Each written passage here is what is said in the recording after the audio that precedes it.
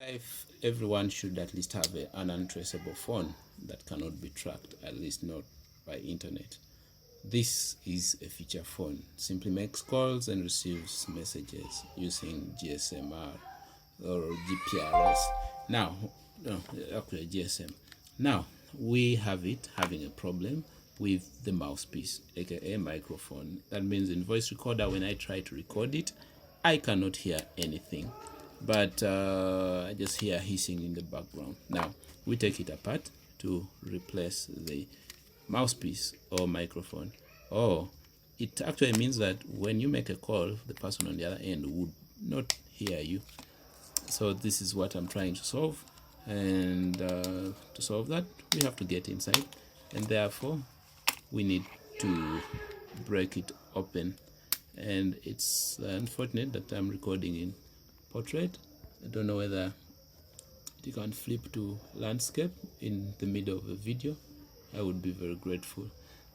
Anyway, if it does that, then this app is truly blessed and truly the right thing, and I should recommend it in the next video, but I have to first confirm that it is able to do that for me. As we open this, take this moment to hit the subscribe button. Now this is our mouthpiece, this right there, because it picks signal from the mouth, but it is a microphone.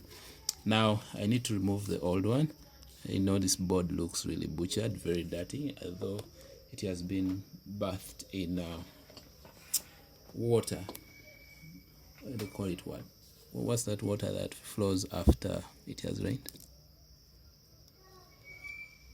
I know it's not not soil water. I don't know whether it's called grey water. I'm not very sure about that.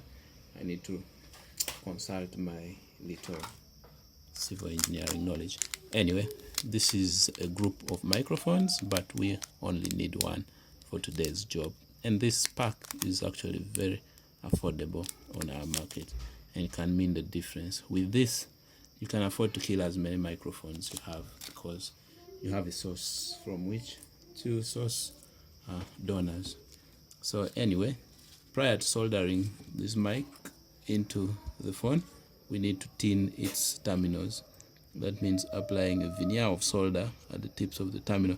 This sort of simplifies our work in placing it. Pay attention, the red wire is the positive and the black wire is negative.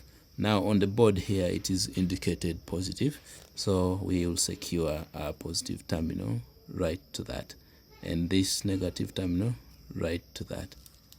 I think I should brush this board to just remove some of this dirt that might make it a little uncomfortable for the owner.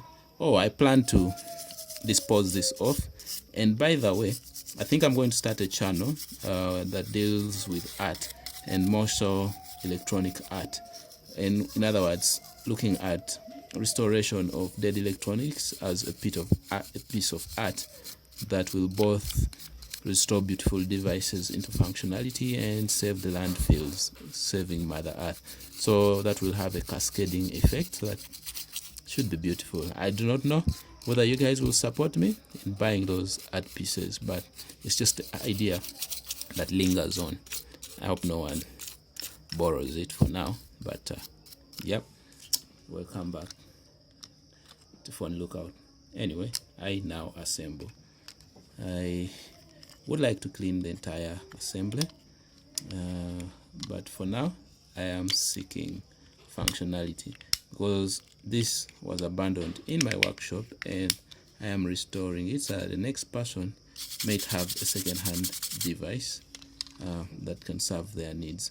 Here in sub-Saharan Africa, it's very typical for these phones to be very helpful, either as a phone that you leave home to reach home people, the maid, or your babysitter, and at times it's a backup in the event that your smartphone should fail or get stolen. And that's why I struggle with it, to make sure that it's in perfect working shape before I offload it to the next user. All right, I need to clean the screen a little, but then I don't see my tissue. All right, I'm done with that. Now I get to close, and upon closing we shall have to test it. Now that figure on it was the prospecting figure I wanted to sell it. That is in Ugandan shillings, and that would be roughly, that's roughly $5, I think. Is it? I don't know. Probably, I'm not very sure.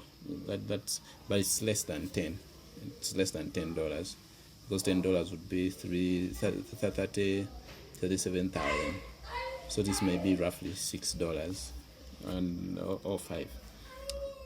Anyway, I bring in the battery such that I may power it on and test. So I hit the power button, and behold,